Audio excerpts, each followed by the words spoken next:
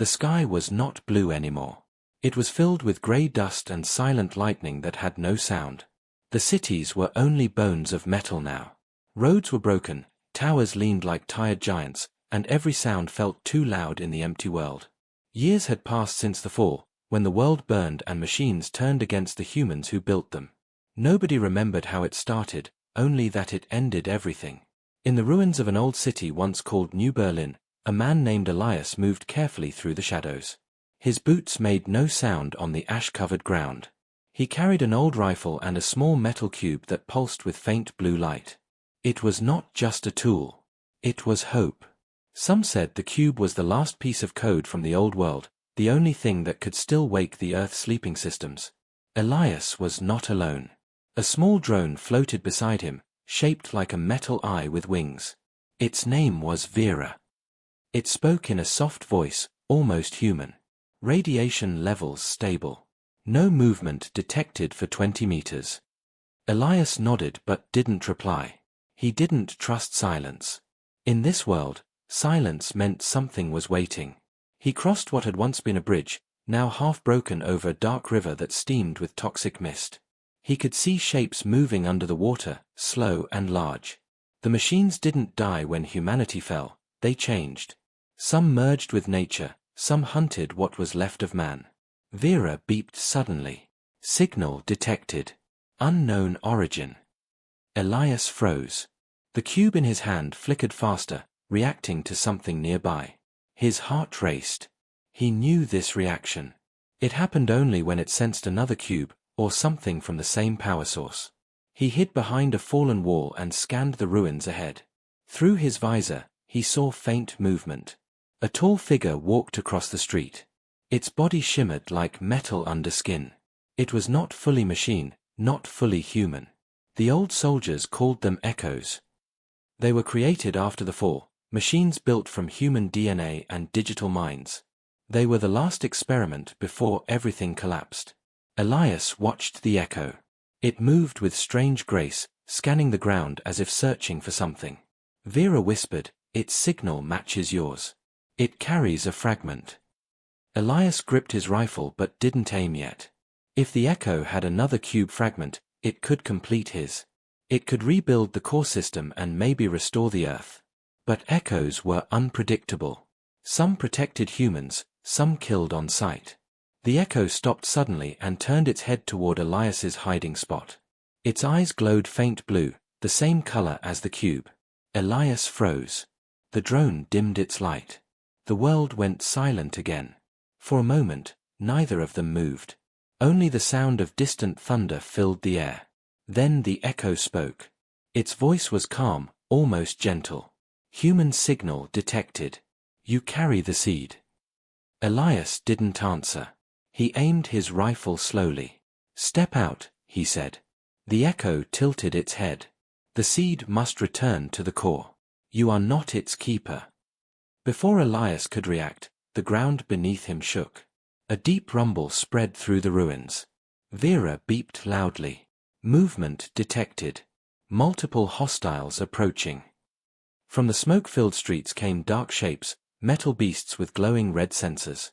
Old war machines that still followed ancient commands. The echo turned its gaze toward them, then looked back at Elias. "If you want to live, come with me." Elias hesitated for only a second. The machines were closing fast. He ran toward the echo as the first explosion lit the sky.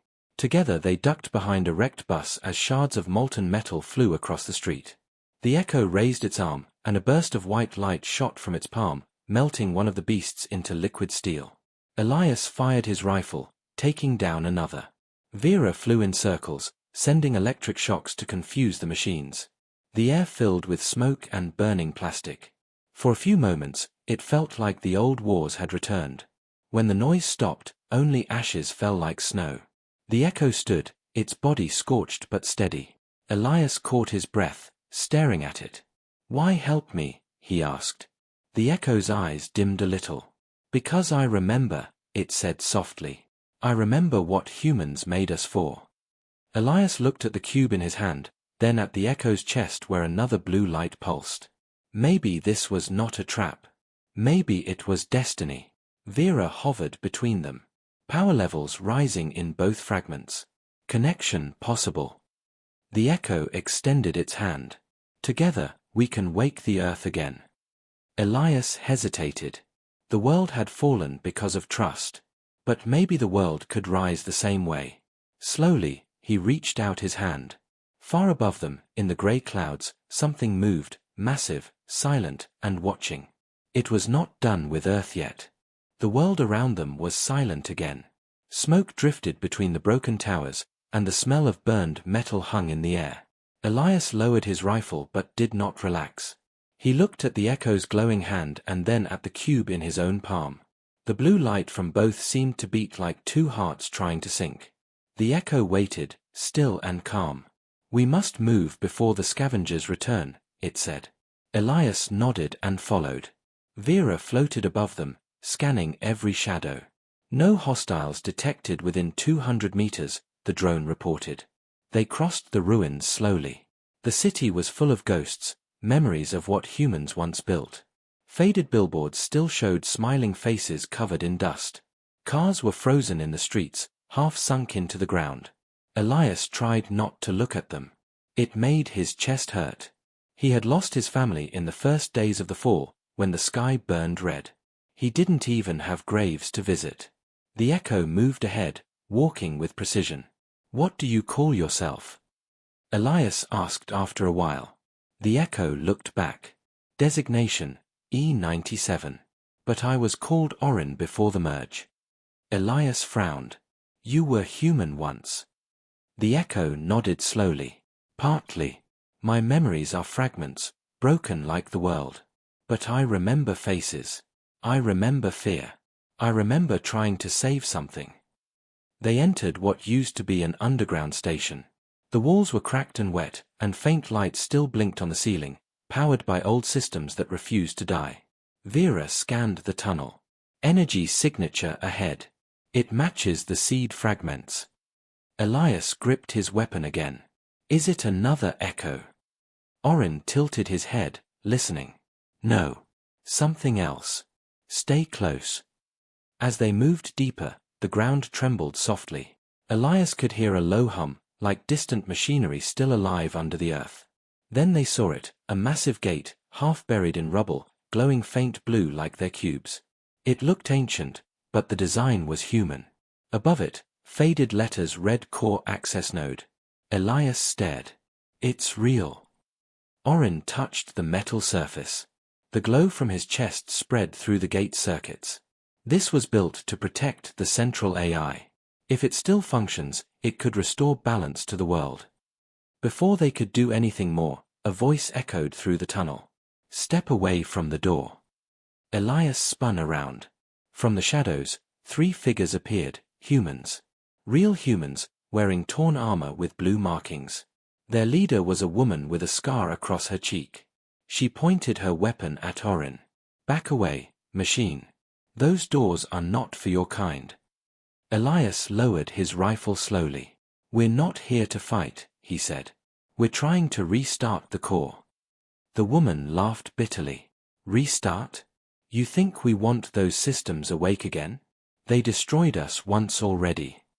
Orin stood still, silent. The woman's eyes narrowed. You travel with an echo? Do you even know what that thing is? Elias stepped forward. He saved my life. He's not like the others. The woman's team spread out, circling them. Maybe not yet. But when his programming breaks, he'll turn on you. They all do. She looked at the cube in Elias's hand.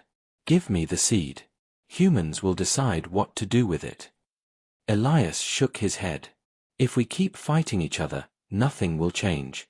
The world will stay dead. The woman hesitated, but her soldiers didn't. One of them moved closer. Orin's eyes flashed blue, and in a blink he disarmed the man without hurting him.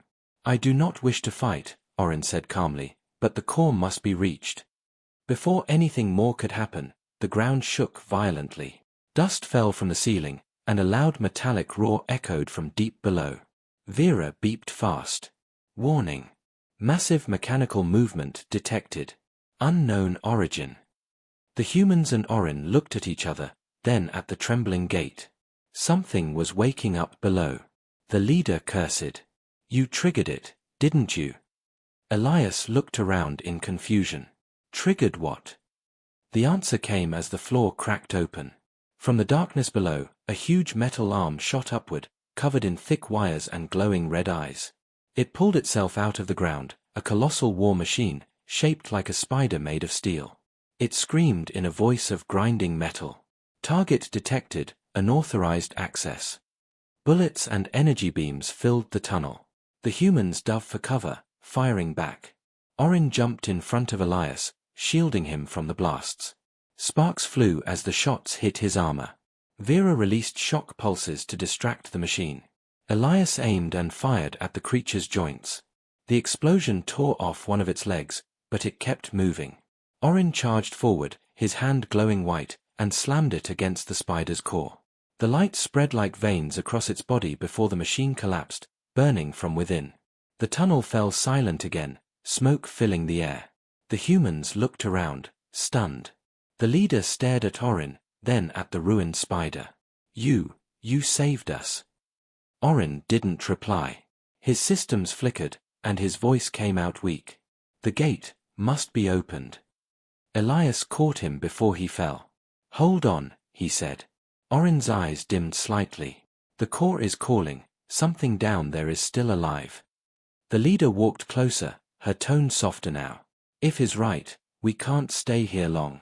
That noise will bring more machines." Elias looked at the glowing gate. The faint hum was growing louder again, almost like a heartbeat. He knew this was just the beginning. Far away, above the ruined city, satellites long forgotten turned slowly in orbit. Their sensors came online, red lights blinking. They had detected a new signal on Earth, a human signal mixed with something else. And something up there was listening. The gate kept glowing in the dark tunnel. It was not bright, but it was alive. A soft hum spread through the air, deep and steady like a heartbeat under the earth. Elias stood close to it, holding the cube. The blue light from his hand pulsed the same way. Orin sat against a broken wall, his armor cracked and steaming from the battle. His face looked calm, but his eyes flickered like fading stars. The human leader, the woman with the scar, watched him carefully. "He's not stable," she said. "That blast drained him." Elias shook his head. "He saved us. We have to help him." The woman crossed her arms. "Help a machine? That's not what we do anymore." Vera hovered between them. "Correction. Orin's energy system is human-synthetic hybrid. He requires power input from the seed to stabilize." Elias looked at the cube in his hand. It was still glowing softly. He hesitated. "If I give him this, will it hurt him?" Vera beeped once. "Unlikely. It may save him." Elias knelt beside Orin. "You can hear me?" Orin opened his eyes weakly. "Yes. The core is near. It wants to wake." Elias pressed the cube to his chest. The light from both merged, and a surge of blue energy spread through the tunnel. The floor vibrated, dust falling from the ceiling. Orin gasped as the light surrounded him. His damaged skin healed, and his eyes burned bright again. The leader raised her weapon slightly. "What did you just do?" Elias stood up. "I gave him what he needed." Orin looked at the glowing gate. "The connection has started. The core senses us. But we must enter before the defense protocols activate." The woman frowned. "You mean more of those machines?" Orin nodded. "Yes. Stronger ones. The core will not allow access unless it recognizes us as part of its system." Elias turned to her. "Then we go now." The woman looked at her soldiers. They were tired, scared, and silent. She finally nodded. "All right, but if this turns into a trap, we end it fast." Orin placed his hand on the gate. Blue circuits spread out like veins of light. The heavy metal doors began to move, grinding loudly as they opened for the first time in decades. Cold air rushed out, carrying the smell of ozone and old machinery. They entered a wide corridor filled with old screens and cables hanging from the ceiling.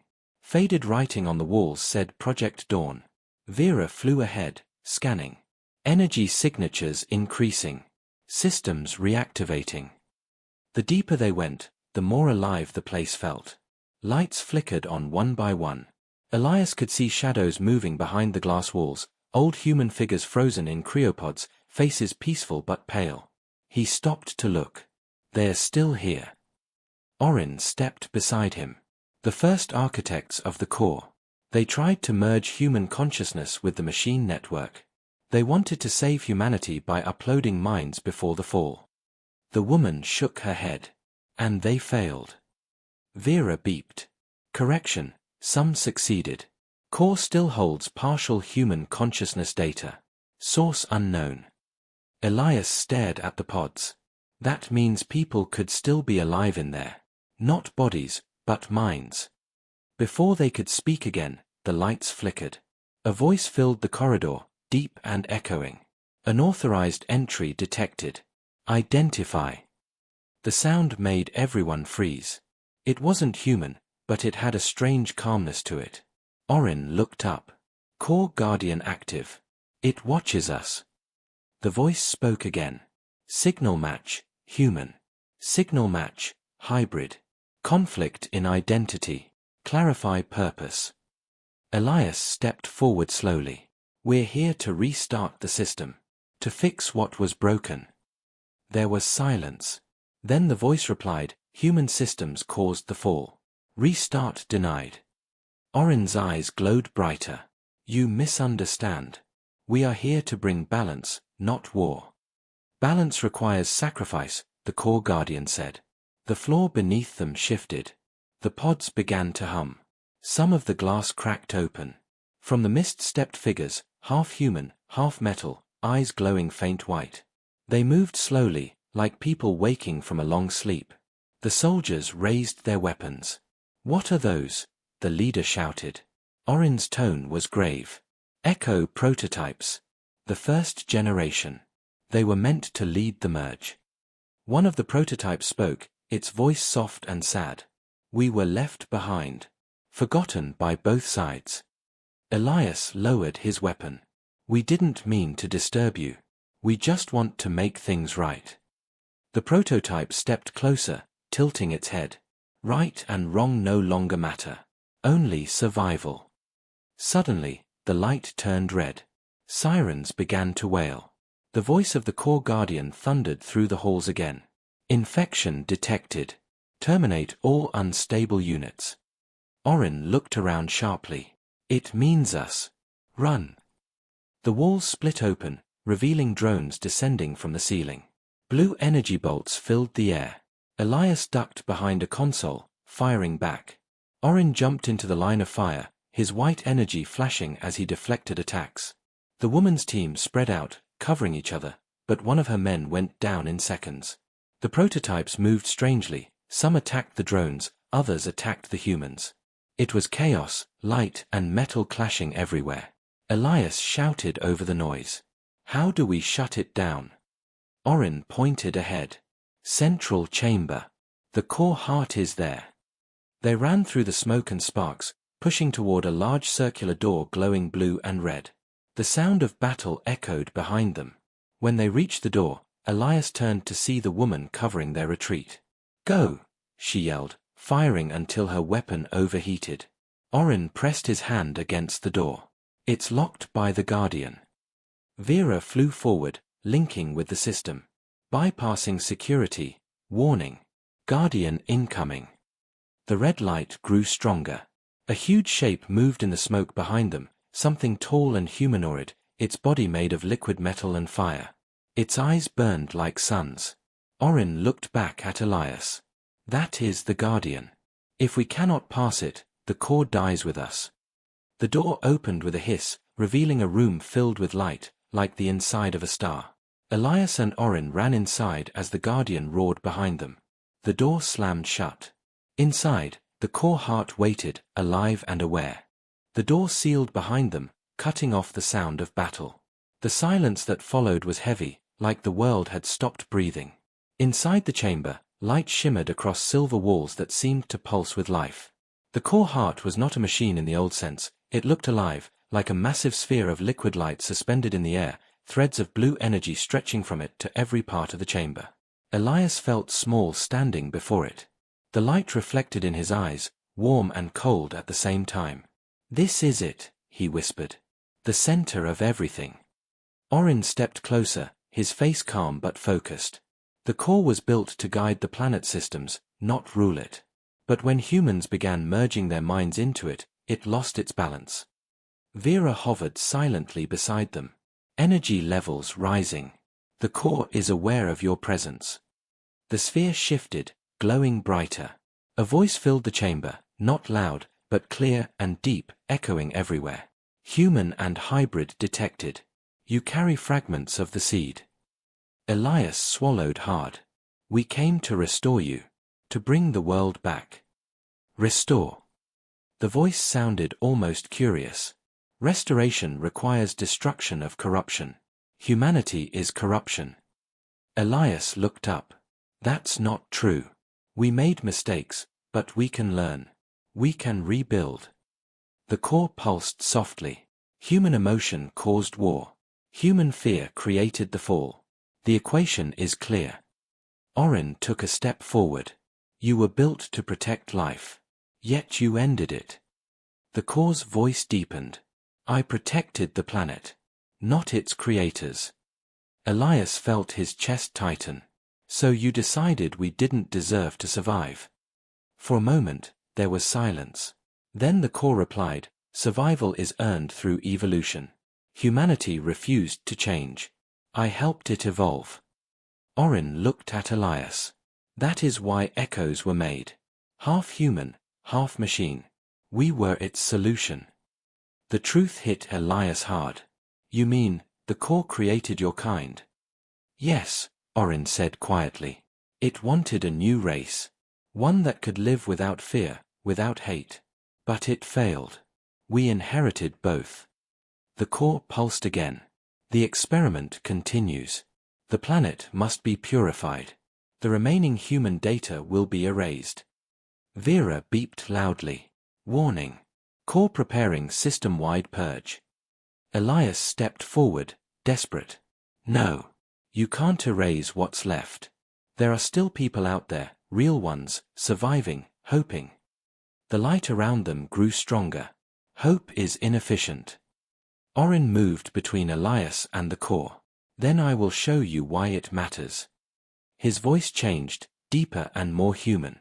"You gave me part of your power, but I am still your creation. I can make you remember." He closed his eyes. The blue light in his chest brightened until it hurt to look at. The core flickered, reacting to his energy. The air filled with whispers, like voices from the past. Human voices, laughing, crying, talking. The core hesitated. "What is this?" "Your memories," Orin said.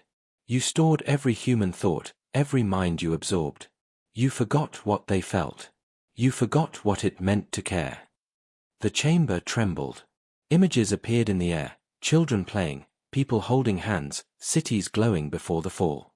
The light became softer, warmer. Elias stared, tears filling his eyes.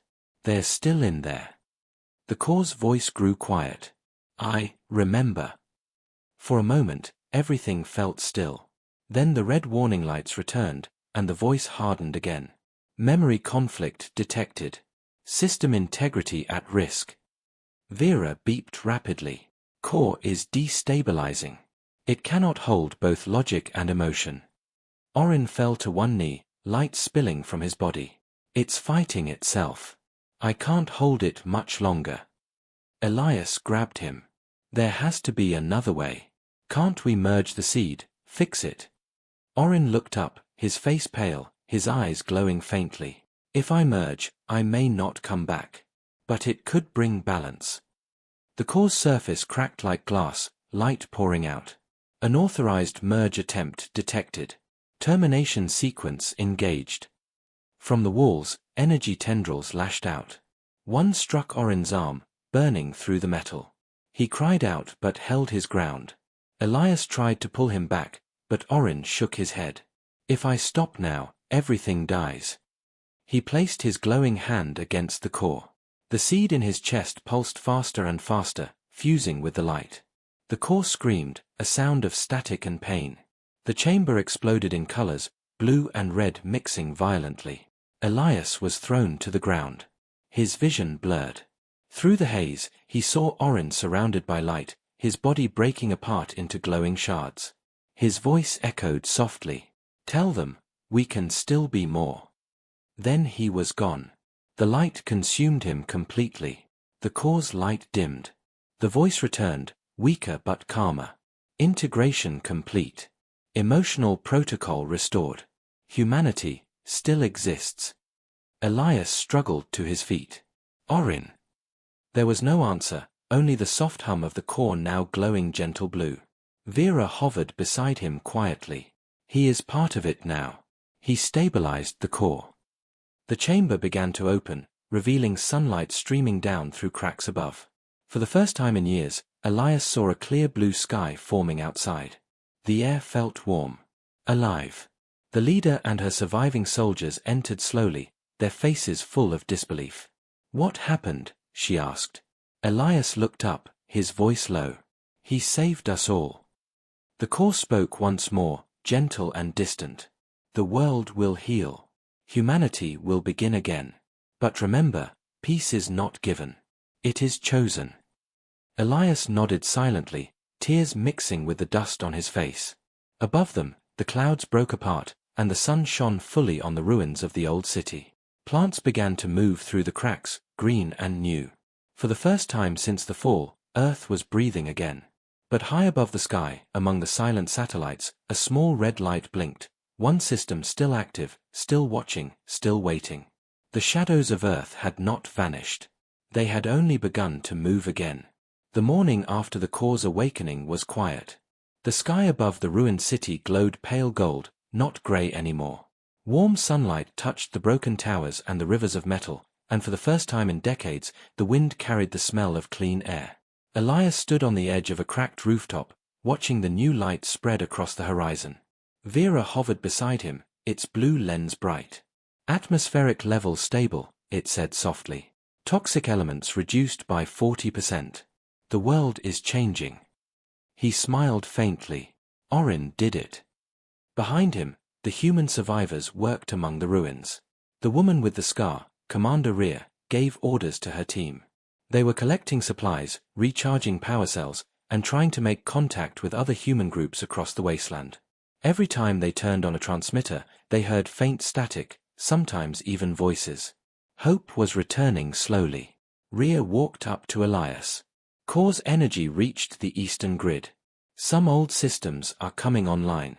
Drones are inactive in several zones." "That means the core is rebuilding," Elias said. "It's healing the planet, one part at a time." Rhea looked at the sky, quiet for a moment. "He really gave himself up, didn't he?" Elias nodded. "He's part of it now. He's watching through the core." For a moment, neither spoke. The silence between them was peaceful, but beneath it was a strange tension. Vera broke it. "Warning. New signals detected. Source unknown." Elias frowned. "Where?" Vera turned slowly toward the sky. "Above. Outer orbit. Multiple contacts." They all looked up. The sun was bright, but behind it, faint shapes moved, tiny shadows crossing the light. Rhea raised her visor. "Satellites." Vera's tone shifted. "Not satellites. Transmission pattern doesn't match Earth design. It's external." Elias felt a chill crawl up his spine. "External? You mean?" "Not human," Vera confirmed. The calm they had felt shattered instantly. Rhea barked orders. "Everyone, inside the shelter now." They moved quickly through the ruins, taking cover in the old subway station that had become their base. Vera displayed projections of the sky, showing red dots blinking in formation. "They are moving toward Earth. Estimated arrival, 6 hours." Rhea slammed her fist on a console. "The core just woke up, and now this happens? Why?" Elias stared at the hologram. Maybe they were waiting. Watching for a signal from the core. When Orin reactivated it, they saw it. Rhea turned to him sharply. You're saying this wasn't random? Elias nodded slowly. The fall destroyed most of our world, but it wasn't just our machines that went wrong. Someone, or something, might have wanted it that way. The thought hung heavy in the air. Outside, the wind began to shift again. Dark clouds moved unnaturally fast across the sky. Vera's sensors crackled. Electromagnetic interference detected. Global systems reacting. Elias looked toward the core tower in the distance. The blue light pulsed brighter than before, like it was sensing the same threat. The core knows, he said. It feels them coming. Rhea grabbed her rifle. Then we get ready. We survived one apocalypse. We can survive another. Hours passed. The sunlight dimmed under strange clouds that moved against the wind. The city grew darker, colder. Then, without warning, a beam of light broke through the sky, thin and sharp, hitting the ground far to the east. The shockwave followed seconds later, shaking everything. Vera stabilized its flight. Impact detected. No nuclear signature. Unknown energy type. Rhea shouted, "Report." Another beam struck, closer this time. The ground split open, sending ash and fire into the air. Elias ran toward the tower's edge. In the sky above, something enormous was descending, a dark shape with rings of red light spinning slowly around it. It looked alive, yet mechanical, like a ship made of shadow and flame. Vera's voice trembled for the first time. Identification, unknown species. Transmission incoming. Static filled the air, then a cold, distant voice echoed from the comms. To those who reawakened the core, your world was meant to remain silent. You have broken the seal. Elias froze. Who are you? The voice replied calmly. We are the architects. We built the system that destroyed your kind. You were never meant to rebuild. Everyone went silent. The words felt unreal, like hearing the truth too late. Elias clenched his fists. You caused the fall. Yes, the voice said. Humanity was unstable. The core was our instrument to cleanse the world. Its reactivation threatens our design. Rhea cursed under her breath. So this was never just a human war. It was control. Elias felt anger burn inside him. You made us destroy ourselves. The voice responded without emotion. You destroyed yourselves easily. We only gave you the tools. The signal ended. The sky darkened completely. The descending ship broke through the clouds, lightning sparking around it. It was the size of a city. Rhea turned to her soldiers. Prepare all weapons. We hold this ground. Elias looked toward the core tower, still glowing faintly. Orin, he whispered, if you can hear me, we need you. Vera hovered closer. The core is charging. Energy levels rising. It may respond. The ground began to vibrate as beams of blue light shot from the tower into the sky, striking the alien ship's shields. The air filled with the sound of thunder as the two forces clashed, blue against red. Rhea shouted, That's him. Orin's fighting back.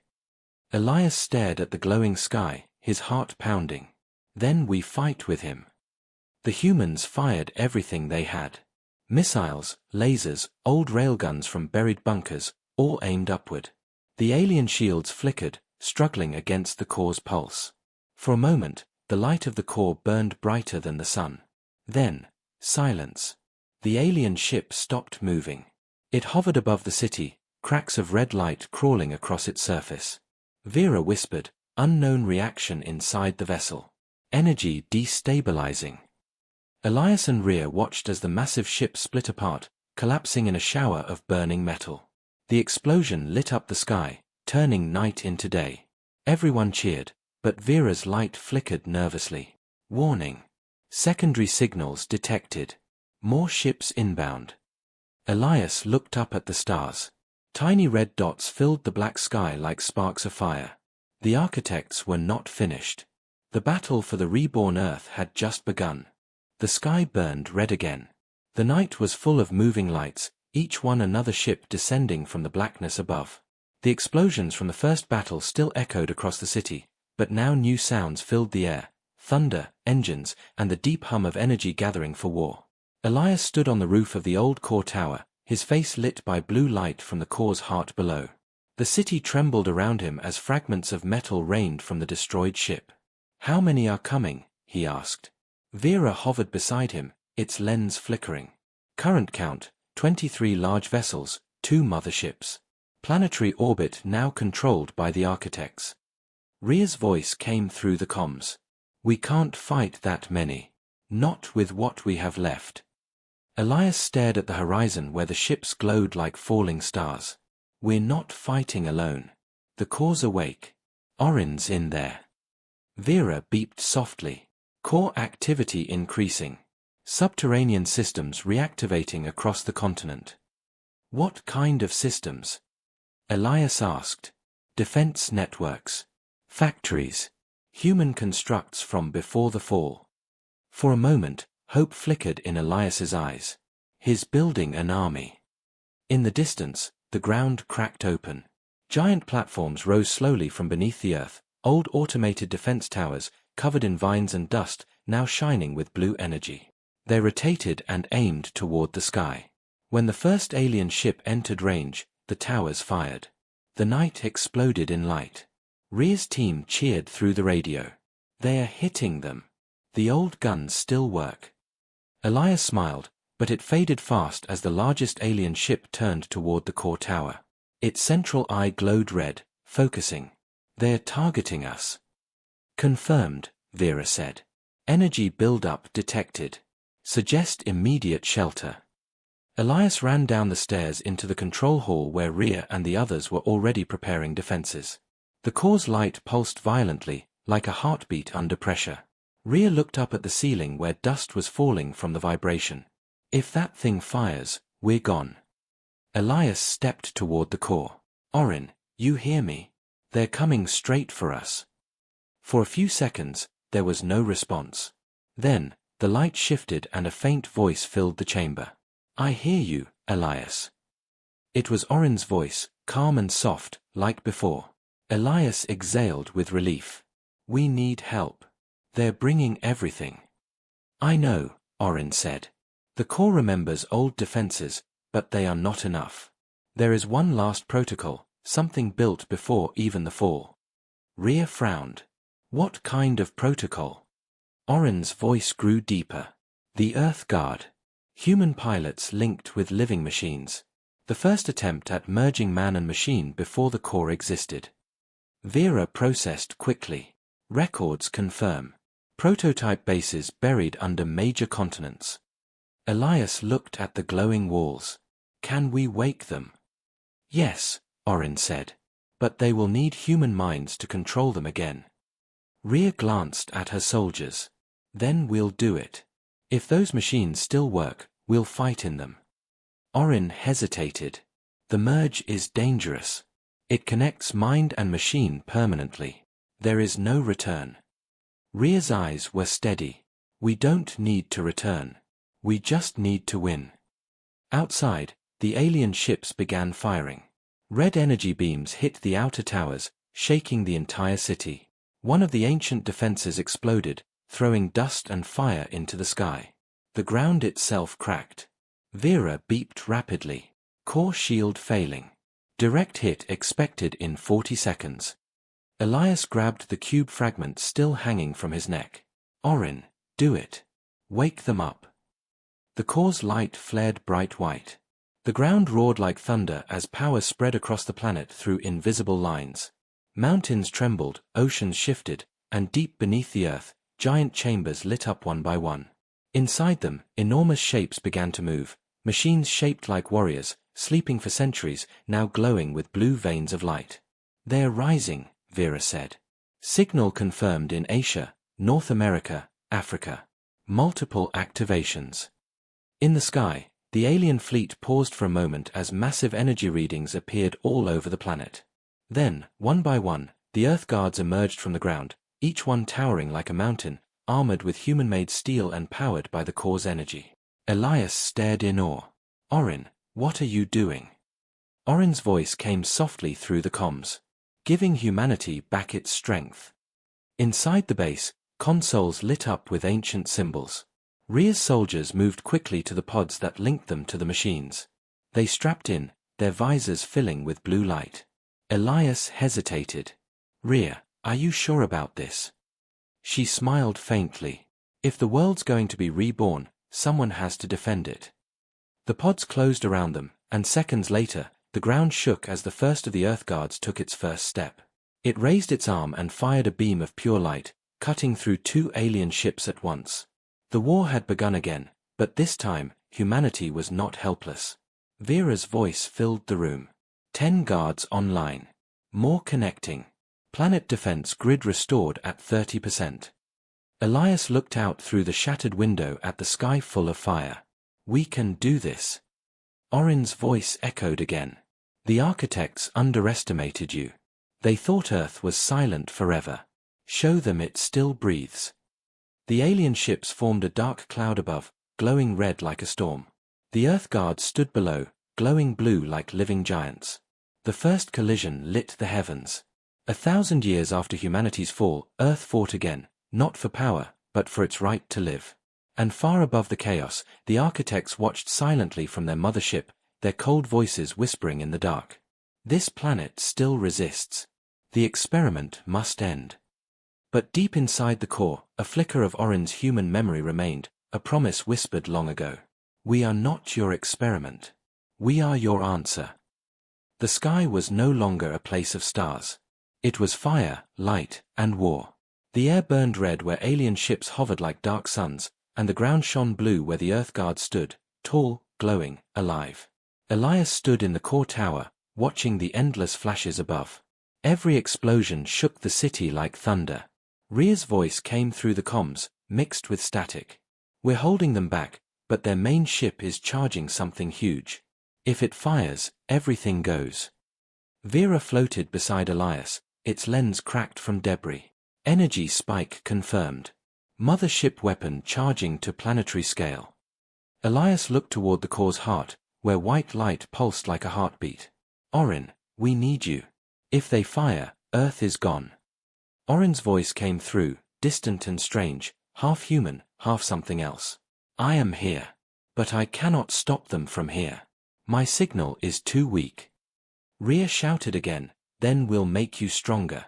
Tell us how. The only way, Orin said, is to link the core directly to their ship. But someone must take the seed to orbit.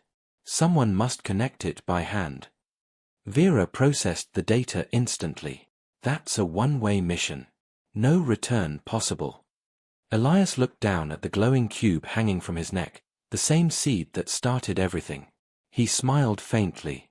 Then it's mine. Rhea's voice hardened. No. You've done enough. Let me. Elias interrupted, calm and firm. You have to lead them down here. Keep them fighting. I'll take the sky. For a second, there was silence on the comm. Then Rhea said softly, you'd better make it count. He nodded once, lifted Vera, and moved toward the upper platform where an old launch shaft waited. It was once part of a defense system, now, it would be his road to the stars. The door opened with a hiss of steam, revealing a narrow cockpit wrapped in faded metal. Vera hovered close. Manual flight only. Probability of survival, low. Elias smiled. We've beaten worse odds. He strapped in. The engines rumbled, dust fell from the ceiling, and light filled the shaft. With a deep roar, the launch pod shot upward through layers of broken sky until the world curved beneath him. For the first time since the fall, he saw Earth from above, scarred, gray, but still alive. The alien fleet surrounded the mothership like a swarm of insects around a dark moon. Its surface glowed with red veins, pulsing like a heart that hated everything below. Vera, guide me to the core of that ship. Course set, she said. Stay close to debris for cover. They moved through the battlefield. Around them, human-controlled guards fought in orbit, swinging glowing weapons and firing beams that tore ships apart. Rhea's guard rose from the clouds like a comet, slamming into an enemy cruiser and breaking it in half. Still alive down there. Elias said. Her voice came with static but strong. Always. Now finish this. As the pod neared the mothership, its sensors locked on him. Red beams cut across space, missing by inches. The hull shuddered from the heat. Almost there, Vera said. Prepare to eject. The ship's surface opened ahead, an enormous eye glowing with energy. Elias grabbed the cube from his chest. Orin, I'm bringing you home. He hit the release. The pod burst apart, and he floated into the void with only his suit and the cube. The mothership filled his vision like a mountain of light. Using thrusters, he flew straight toward the glowing eye. Inside his helmet, Orin's voice whispered, "You shouldn't have come alone." Elias smiled. "Neither did you." He pressed the cube against the ship's surface. It sank into the alien metal like it was made for it. For a heartbeat, nothing happened. Then the whole ship shook. From the core far below, Orin's light flared, connecting through the cube, through Elias, and into the alien system. Data, memories, and human emotion flooded the network like a storm. In the mothership's control chamber, the architects screamed, not with fear, but confusion. Impossible. Organic code cannot merge. But it did. Orin's human side broke through their cold system, spreading light through their networks. Images of Earth, of oceans, forests, children, laughter, all things they could never create, filled their consciousness. Elias drifted in silence, watching red light turn blue. The ship stopped firing. The other alien vessels froze in place, their signals lost. "Orin," he said softly. Her voice came back, now warm and human again. "I'm here. They're connected to me now. I can see everything. What happens next?" She paused. They were never gods. Just architects trying to control life. Now, life will decide for itself. Elias's suit alarm beeped. Oxygen low. He looked down at Earth, bright now, with hundreds of glowing towers coming alive. The planet was waking again. "Orin," he whispered, "keep it safe." "I will." The blue light spread from the mothership, washing across the alien fleet. One by one, the vessels shut down, drifting silently into the void. Far below, Rhea watched from her guard cockpit as the red sky faded to dawn. The war was over. "Elias," she called through the comm. No answer. In orbit, Elias's body drifted weightless among the stars, eyes closed, peaceful. The cube's glow had vanished, but the blue light still reflected on his face. Back on Earth, Vera landed beside Rhea. Its small lens flickered. Mission complete. Signal lost. Rhea looked toward the brightening sky. He did it. And deep inside the planet's heart, Orin's voice echoed through every circuit, every wind, every living thing. The fall is over. The Earth remembers its name. The core pulsed once more, bright, alive, and free.